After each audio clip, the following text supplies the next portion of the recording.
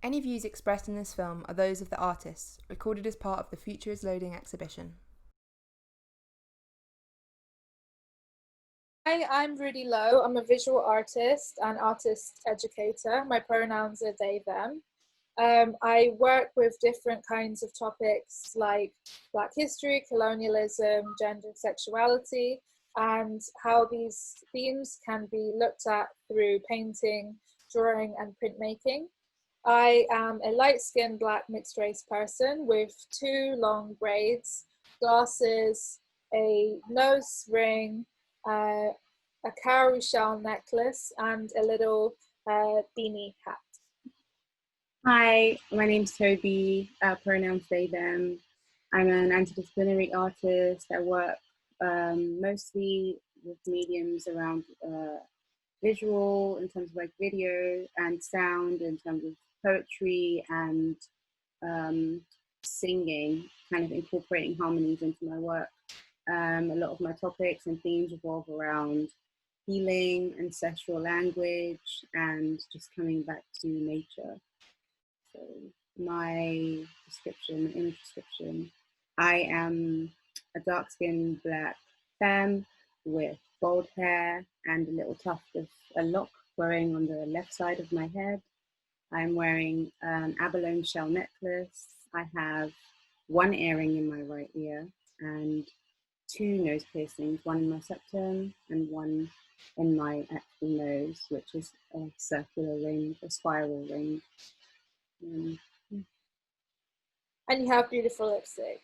Yes, a beautiful purple lipstick. Thanks, Rudy. We're having this conversation today alongside the Shape Arts exhibition, The Future is Loading, really just to talk about disability justice, you know, in this time of COVID-19 and the global pandemic. Cool. So we just wanted to go over all the things that we didn't get to say in the first section. One thing I wanted to ask you about were resources that have been helpful for you in this time period. Reading a lot. I think reading has just been very helpful for me a lot. And one book that I really, really want to recommend to everybody is The Body is Not an Apology. I don't know if people have read this book yet, and if you haven't, then please grab a copy, because I think it's not necessarily disability centered, but it is definitely access, and it's like an access conversation. It's like kind of what I was saying earlier about leaving presumptions and assumptions of bodies at the door. In terms of actual resources, I think mutual aid groups have been my biggest support system. There are mutual aid groups for BPOC, the one for disabled people. There's one for people who are, family members of COVID survivors, and that's where I've been finding a lot of access. And a lot of institutions have been making lots of their books free through just links where you can just download a bunch of books, any that you want. I wish I could share that somehow, but I don't think I'll be able to. But I'm sure that if you were to Google it or search in whatever search engine you're using, you'd be able to find lots of resources from Penguin, Cambridge Press, and a lot of them are about access. And I've been reading a lot of abolishment material. There's also the Shape Arts zine to go alongside the exhibition. So I'm sure some of the resources can be in there as well. I will definitely make sure to include some that I think are great. What about you? I have not been able to read very much because, my concentration at the moment is just really caca. So I've been trying to meditate. Since I have started reading a little bit again, I've been reading Love and Rage by Lama Rod Owens, and this has really been, it's really been helping me. I think just processing all of the emotions around what's happening at the moment is really important. And also I listen to a lot of things like podcasts. So there's How to Survive the End of the World with Adrian Marie Brown and Autumn Brown. And so they had started this series before the pandemic, and basically like when the pandemic really started to grow, then their episodes became even more important to try and think about this in terms of COVID. So yeah, there are some real gems. Yeah, but I think just kind of things like this has been really important, and also kind of like you said, like finding different kinds of spaces to find healing in as well. And also like acknowledging that the like capitalist system that we live in wants us to work in a certain way, and being kind to ourselves and saying, sometimes it's just not possible to work in those ways, and that's totally fine. And like our body is not just a tool for productivity, but like we actually need to be thinking about healing and taking care of ourselves and each other right now as well.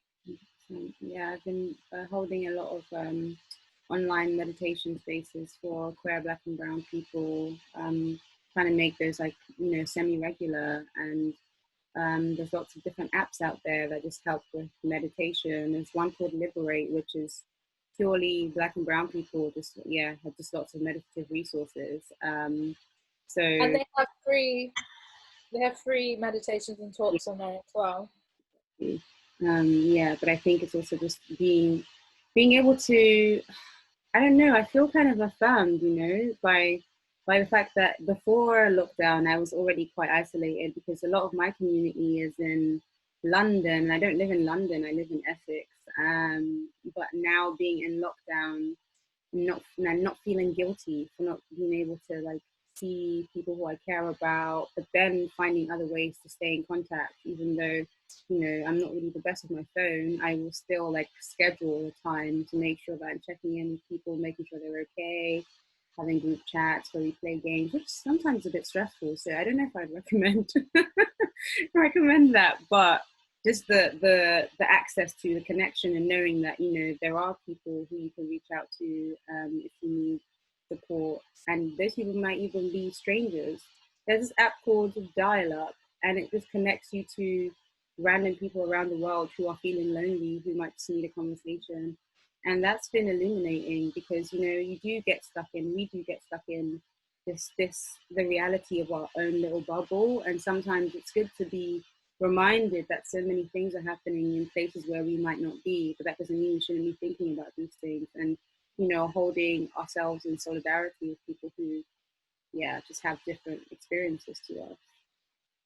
As someone who does not get their energy from other people, this experience has been a really surprising challenge, because I feel like, at the beginning of the lockdown, I just had surgery anyway, so I wasn't going anywhere.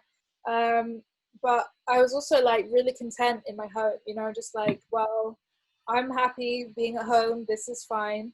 And it's been interesting because I don't like to talk on the phone. I don't like video chats. I've already told you I've got shifty little, shifty neurodivergent eyes. So I get kind of like self-conscious on video chats or like, video meetings when you have like work meetings and stuff. It's all exhausting. And it's really interesting because I feel like you still need ways to connect with people. And it's about like finding the ways that work for you as well. Like, I don't know, we just need to find different ways to be able to connect with each other. I agree. And also, yes, it doesn't have to look like being on a video chat. It doesn't have to look like being on a video call either. I think like figuring out what it is that you need and then asking for that of your community, asking for that from your friends, even if it's like, actually, I don't want to be on video chat. Maybe I just want to sit, 3 meters away from you in a park for 10 minutes in silence, or catch up with you in that way and know that that's going to be me recharge socially for the next week or two. That's also an option. Nothing's prescriptive, and yeah, we all need to be really, hopefully, trying to use this time to figure out what our needs are and how we can reach out to our communities and build this consistent mode of communicating that, yeah, it might not look conventional, but it works for you, so it's fine. One thing I would like to say is I feel also like, a reason why I was really excited about this exhibition was because I feel like, art and creativity are really important ways to engage people in topics that sometimes are complex or difficult, that need a bit of unpacking. And I feel like this is a really good moment to try to have some of those conversations with people through creative practice. Like I said, for me, like, sometimes having those conversations like in a face-to-face way or on the phone or through video, they don't really work for me, but that's something that I can do through my practice. It's something that I can do in giving workshops and things like this as well. And so that feels like a really important way to be engaging in the conversation right now. Really, really 100%. Like even the work that I'm sharing as part of this exhibition is really centered around chronic pain and disabilities and my experiences of it. And I don't think I've ever even thought about what it would look like to incorporate that so directly into my work. And it's been nice to sit inside of that and also have the time to edit it by myself and think about what I want the structure to look like and not feel like, I have to rush off to go and pick my little one up from school, or I have this job here that I need to sort out, or, this thing that I need to drive to London for. So it's been really good. And it's also made me think about how, access is what I need of it. Like access is what I'm asking for. Access is like, actually, you know what? If this thing doesn't work for me, I'm not doing it. And that being okay. And knowing that it's not necessarily a privilege, because it means, that sometimes I'll lose work or not be able to do things that I want to do, but I'll have peace in myself and know that I'm not going to go and overexert myself in a situation that this is not accessible to me. So yeah, it's been really cool, and I hope you'll enjoy the work when you see it.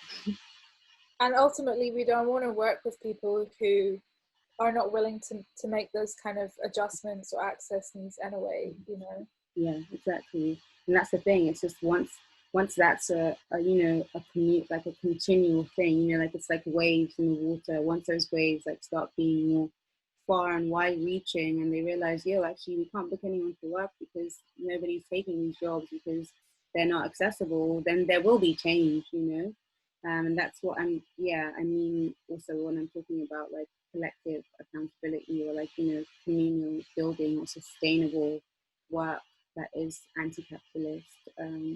It means having to lose out sometimes and being okay with that. Thank you so much, Tobi, for this very needed conversation. Yes, this was great. I'm glad we were able to have it, and it's always a pleasure speaking with you. And thank you to Shape Arts for giving us this space. Shout out to Shape Arts. They also have lots of access documents and resources and information on their website. So that's a good place to start for anybody who's looking or interested in maybe building a website that's more accessible, or just reading up on some resources that artists have put together, for people to have access to. You can watch more of Tobi and Rudy's conversation and view the Future is Loading exhibition on our website at www.shapearts.org.uk.